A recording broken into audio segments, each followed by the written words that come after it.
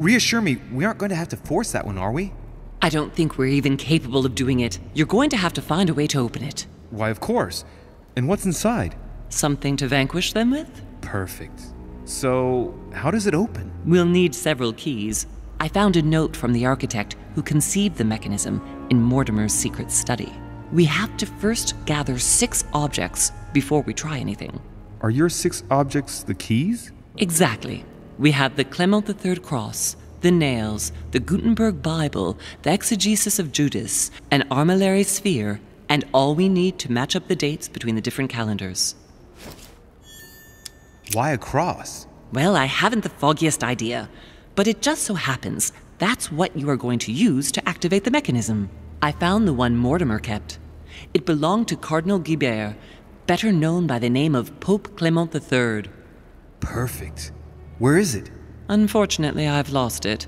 When I lost my hand, I went dashing out, and it must have fallen from my pocket.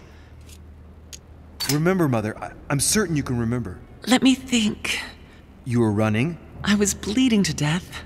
You remember the pain. I thought I was going to faint. Yes, I remember. I don't think it can be far, can it? Would you have lost it outside? No, I don't think so. It must be in the area. I don't remember going up with it. Perfect. I'll search the crypt before leaving. Some nails?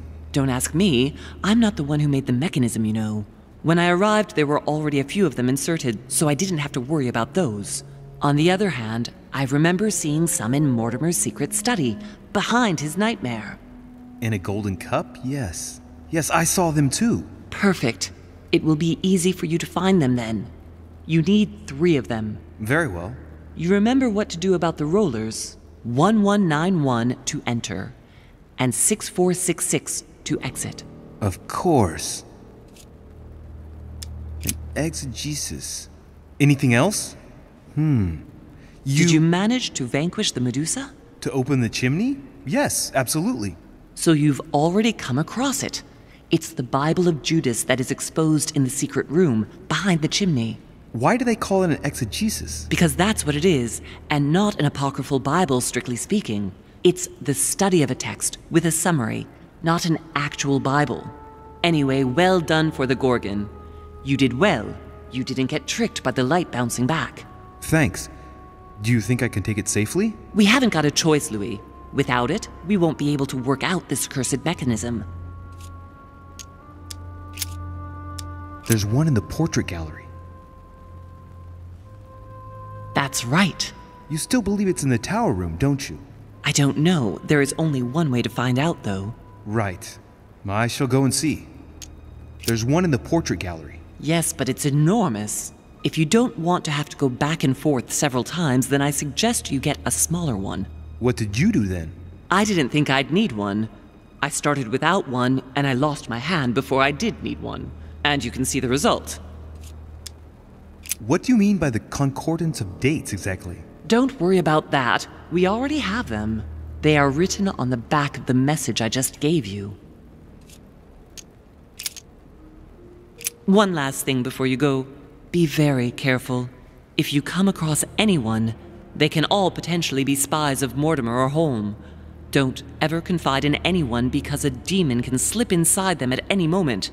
Wait, not all of them though. Take Washington. Especially Washington. He's been conditioned by Mortimer for years. Look at them, for crying out loud. How do you explain their behavior otherwise? The most influential politicians in the Western world gather together without the least protection, without a single aid to assist them, to participate in a conference during which the guests start dropping like flies. Me, Adams, Peru, Hillsborough.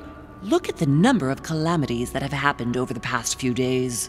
And not one of them has asked to leave the island? Do you find that normal? You'll see. Go up to the manor to look for the keys, and I wager not one of them will speak to you about my being in Emily's room. Do you think so? Go on, you'll see. And come back with all the objects in one go. Time is against us. And remember, the code to get out of the secret office is 6646. What on earth is that? A disc with information engraved in the metal? An iris that should open, I imagine, and blood.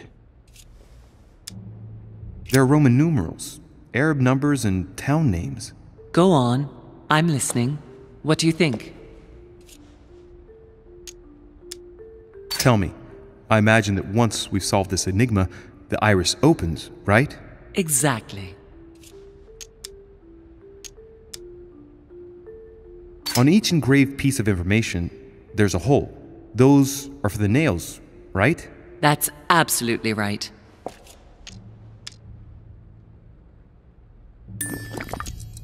All the town names mentioned have something to do with Christ, haven't they?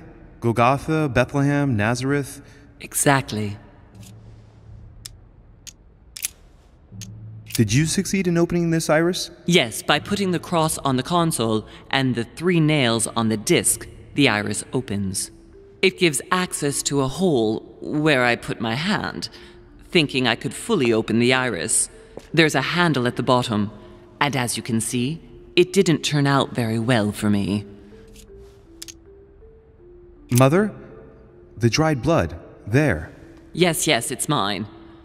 Sorry if I stained everything, but I must admit that, at the time, my thoughts were more on the pain than cleaning up after myself. Right. This time, it'll be a lot quicker. If I remember rightly, the code was 1191. The conference might be focused on the United States, but Mortimer has an eye everywhere, which is not very reassuring if he really is a demon. A map of Europe. Someone's written 26 million in France. It's the estimated population of France. Mortimer knows very well that France has a higher population than its neighbors. He's preparing for it to go to war and knows he can make it happen by stirring up the people. I'm standing in front of a lesson of absolute mastery in military strategy, which is absolutely spine-chilling if it turns out that Mortimer is a demon. Troops are directed towards Italy. I get the feeling that Piaggi's going to be in for a hard time. Weaknesses of the Human Psyche by Guilherme Trimor. Guilherme Trimor. Trimor. An anagram of Mortimer. Wow. Arrogant enough to publish writings on mental control in full view of everyone. I wonder who he's writing for. If Mortimer's conference is successful, French forces on the North American continent could literally change the balance of competing armies. I don't understand why Washington would let it happen. Ah, Louis. Glad you're here. Blasted. He's gonna talk about my mother. Come and see what I've found. There are pieces of paper in the ashes of the chimney. Someone's been burning something here. Incredible. He doesn't seem to want to speak to me about what happened between my mother and the Hillsborough sisters. Show me a little. Look, it's possible to distinguish 2 different writing styles. The rest of the correspondence between my mother and Emma. Someone tried to burn an exchange of messages. I'm certain. There must be more. Shit. What on earth is he doing? There were Pardon? more.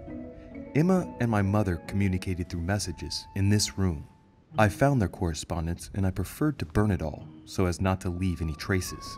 But why didn't you say so? That's what I'm doing now, Mr. President.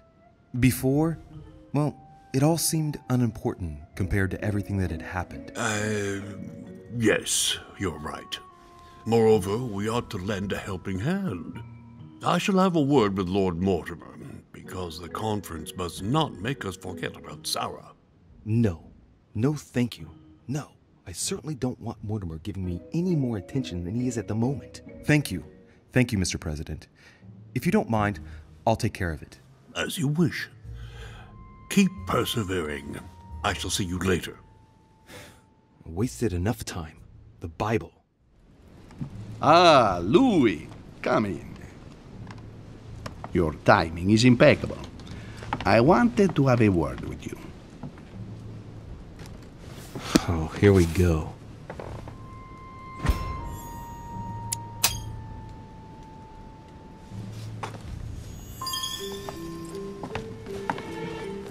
I was wondering how you are getting on in your search for our poor Sarah. You must have made some progress, I should think. I am terribly worried about her, you know. Come on, get out of here, Louis. You're in a hurry. Any news of her? I don't know why, Your Eminence, but I get the impression you're asking a question to which you already know the answer. Well, let's say I have heard rumors, but I prefer to ask you the question directly. Well, what have you heard exactly? It would appear that your mother is implicated in the death of the Duchess's twin sister, and that as she tried to escape, apparently von Wollner heroically interposed, but after a fierce struggle, Sarah knocked him out. My mother? And Volner? Fighting like two cats in a bag? You do recall that my mother is an old lady, Your Eminence, and yet you believe such hogwash? I'm surprised at you. I'm only telling you what people are saying, Louis. I never said that I believed it. Oh, what a story, all the same. Twins! I was always wary of the Duchess anyway. I did not appreciate the facility with which she would flaunt her assets. You know, Louis, I don't want to put you on the spot, but I sense you are worried and that you are not telling me everything. What exactly did you come looking for in my room? What do you mean? Louis, I was not born yesterday, you know. When you came in, I saw in your face a hint of disappointment at finding me here. I concluded that you were hoping you wouldn't run into me. You came here for something else. No. You're mistaken. I was just passing by. I shall leave you, Your Eminence. I wouldn't want to take up your time. As you wish, Louis. See you later. Dear E, I received your last letter. Unfortunately, the Crown informed the Golden Order that our mission should under no circumstances hamper Sir Gregory's plans. Decidedly, they have support from the highest level in Buckingham Palace. So here we both are, hands and feet tied, and little room to maneuver. Keep me abreast of events. Our mission is becoming more complicated. Yours, E. P.S. The French chapter of the Order doesn't appear to know anything about the arrival of our friend Sarah. I therefore cannot comment on it. However, my guess is that she has come here for personal reasons. Dear Gregory, thank you for the information. I've managed to find out about the names you gave me. George Washington is a man you can trust. In spite of his obvious talent for politics, he has remained upright and honest. On the other hand, as you may well know, he is already doing business with Lord Mortimer. It will be more difficult to approach him. Napoleon Bonaparte was unknown to me until today. He's a passionate young French soldier for whom Mortimer predicts a promising future. Take heed. He is a man of conviction, which to my mind makes him potentially dangerous. As for Sarah de Richet, what more is there to say? You already know each other. She was apparently invited by Lord Mortimer about an ongoing matter in Paris that concerns a receiver in stolen art. See you soon. Duchess Emily Hillsborough. Madam, I shall never thank you enough for all your care and attention. I shall be indebted to you until my last breath. If you have any request of me, you only need ask. With regards to my son William, I shall never thank you enough for looking after him. You know the latter's preferences, and you will understand he needs you desperately. For that, and as agreed with Queen Charlotte, our friend Duke Hillsborough will carry out his task and meet with you within 6 months. From then on, you'll be free from want. Yours sincerely, William Pitt, Count of Chatham.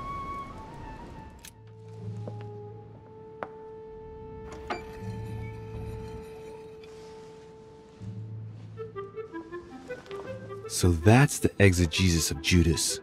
I hope Mortimer doesn't read it very often, otherwise he's going to notice that someone's stolen it. But that's just too bad. I need it. So, good. You've managed to gather all the keys. Yes, that's right. I have everything. What should I start with? Place the Clement III cross on the console. Then you have to put the nails on the disc of the door. What theme did you start with? As the fresco shows the birth of Christ, I placed one nail in Bethlehem, one in chapter 2, and one in verse 6. The iris opened a little. I thought it was normal. Behind the aperture of the iris, there is a duct in which I put my hand. I felt something like a valve at the bottom. I thought by turning it the door would open, or the iris would open completely, or something else would happen. Instead, I felt something like an axe cut off my hand. I really thought it was the end of me. What did you do then? Well, although I had made some unfortunate choices, I was lucky in that Mortimer was well stocked with drugs. I raided his supplies of medicine. All right, my turn now. Go ahead, impress me. I'll shut up and let you concentrate.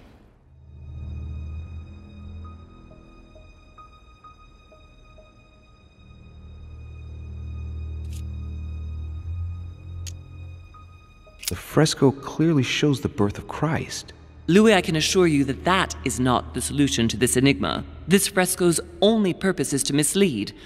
I know that now. Please, focus on another theme about Christ. We'll have to trust her.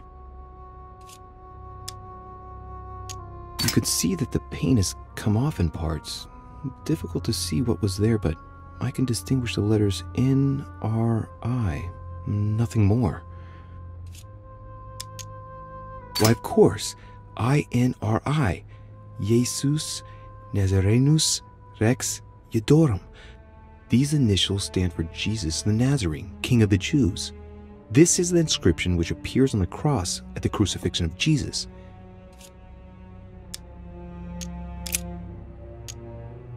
Yes, it's definitely a representation of the birth of Christ, but some of the details have flaked away. I can't see any other clues.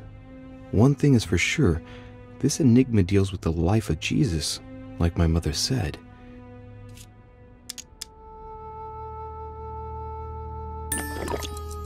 If Mortimer deliberately set a trap by showing the birth of Christ, then maybe the solution is the contrary. The death of Christ in that case? It looks like there are 3 types of inscriptions. There are 3 styles of writing, and I've got 3 nails. There must be a link. I must surely put in 1 nail per category. Clearly, we have names of towns, Arabian numerals, and Roman numerals. These towns have one thing in common. They're all related to the life and death of Jesus. For example, Jordan is the place of the baptism of Christ.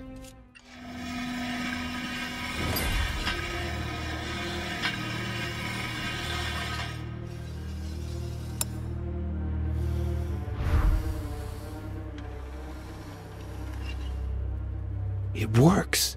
Well done, Louis. I hadn't seen those other wheels. Try connecting the theme to see if it goes all the way.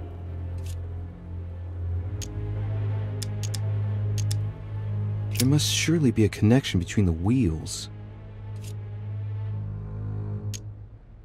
There are different icons on this wheel, but it looks like some of them can't be connected to the other wheels. Mother, what do you think? As I told you, I didn't get that far.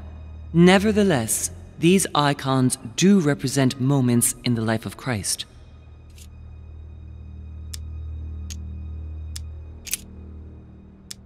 This wheel contains several symbols made up of 1 or 2 figures and 1 letter. The highest figure does not exceed 31, and each letter corresponds to a month of the year. A for April, and M for March. I think these symbols must represent a specific date. This wheel represents the different moons. In the occult sciences, we represent the full moon by an X. As for the dark moon, called the new moon, in cults, it's often associated with something harmful.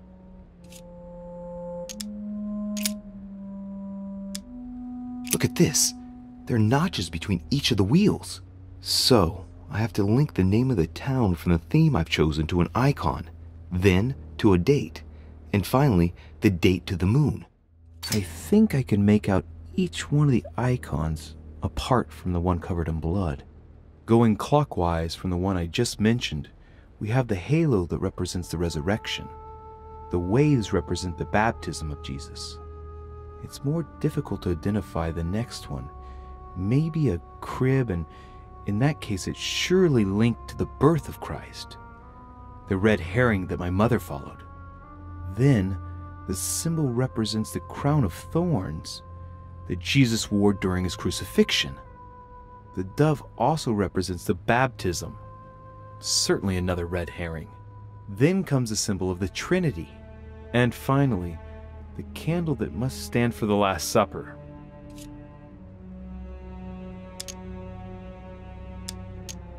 Now, given the difference between the number of icons and the number of towns, I think that only one path connects all the wheels with one another. Let's try to connect the theme I've chosen with the rest. I can feel the lever at the bottom. Good luck.